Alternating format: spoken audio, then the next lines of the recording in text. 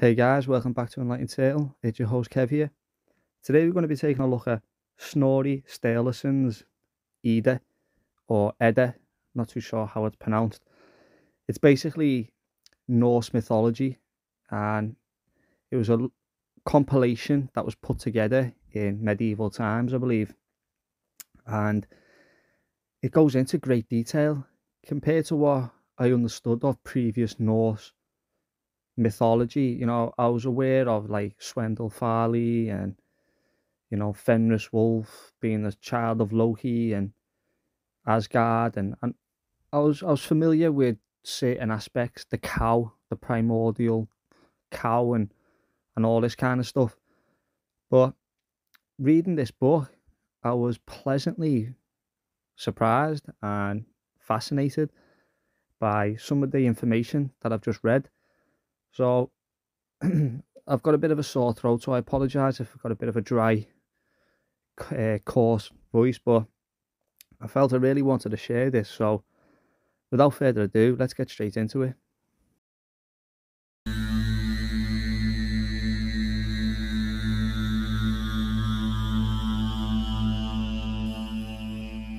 So the part I'm going to discuss here is there's a chap called Gengleri who has approached the king in a castle, and he's asking them questions about the creation of the earth.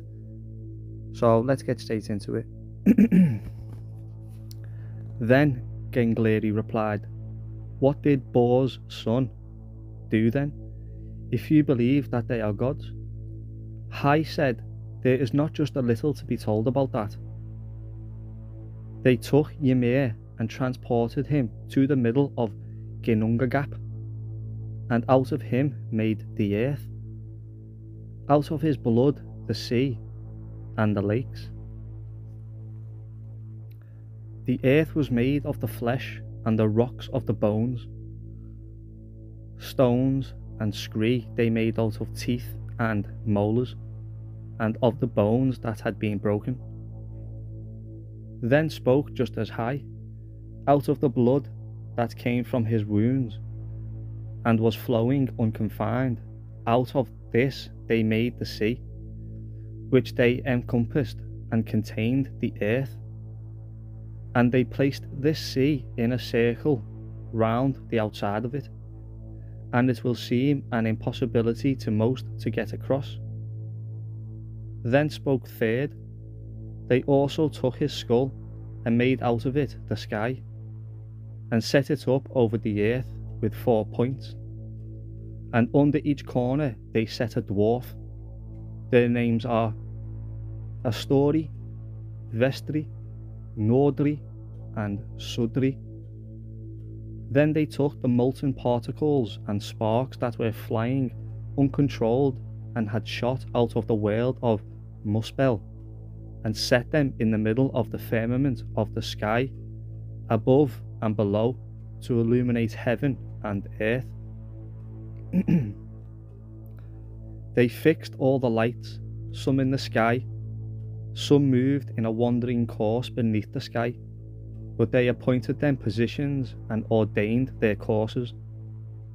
Thus it is said in ancient sources that by means of them days were distinguished, and also the count of the years, as it says in Voluspa, which is as follows. The sun did not know where her dwelling was. The moon did not know what power he had. The stars did not know where their places were." Unquote. That is what it was like above the earth before this took place. Then spoke Gengleri again. "This is important information that I have just heard. That is an amazingly large construction and skillfully made. How was the earth arranged?" Then Hai replied, "It is circular round the edge, and around it lies the deep sea, and along the shore of this sea they gave land to live in to the races of giants. But on the earth, on the inner side, they made a fortification round the world against the hostility of the giants. And for this fortification they used the giant Ymir's eyelashes, and they called this fortification Midgard. They also took his brains and threw them into the sky, and made of them the clouds. As it says, I think from the Voluspa again here, from Ymir's flesh was earth created, from blood, sea, rocks of bones, trees of hair, and from his skull the sky. And from his eyelashes the joyous gods made Midgard, for men's sons, and from his brains were those cruel clouds all created. Once more Gengleri spoke. A great deal, it seems to me, they had achieved when earth and heaven were made, and sun and stars were put in position, and days were separated. And where did the people come from who inhabited the world? Then Hai replied, as Bor's sons walked along the seashore, they came across 2 logs and created people out of them. The first gave breath and life, the second consciousness and movement, the third a face, speech, hearing and sight. They gave them clothes and names. The man was called Ask, the woman Embla, and from them were produced the mankind, to whom the dwelling place under Midgard was given. After that they made themselves a city in the middle of the world, which is known as Asgard. We call it Troy. There the gods and their descendants lived, and there took place as a result many events and developments, both on earth and aloft. In the city there is a seat called Hlildiskalf, very difficult word to pronounce. And when Odin sat in that throne, he saw over all worlds and every man's activity, and understood everything he saw. His wife was called Frigg, Fjordvin's daughter, and from whom is descended the family line that we call the Aesir race. The Aesir race, who have resided in old Asgard and the realms that belong to it. So there we go, guys. That was a couple excuse me, that was a couple of pages out of the Edda.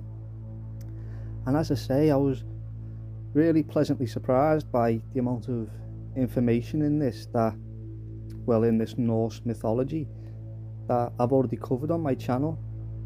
And it goes to show you kind of like, you know, we're not, myself and other researchers aren't really sharing anything new. A lot of this information has been around for a very long time. Only in the last couple of 100 years there's been massive changes in the perceptions of this information, from historical context to mythological context, if you will. One of the interesting things also that was mentioned was the earth being made of flesh.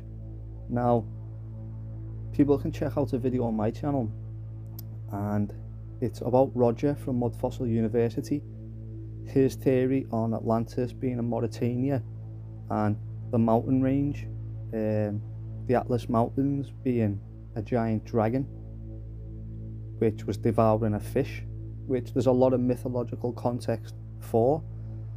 And there's a lot of other things, you know, like the sleeping giants and all that kind of stuff. Really cool one was the mention of Asgard being known to man as Troy, which is, as I've just released a video yesterday or today, can't remember now, basically discussing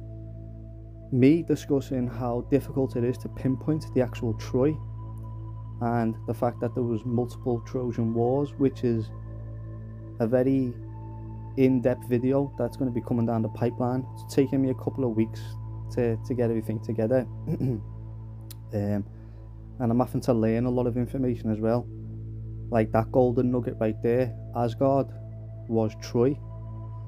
So I'd just like to say thanks for stopping by, guys, and I'll catch you in the next video. Peace. But that you pulled me through, I give it up to you. I do it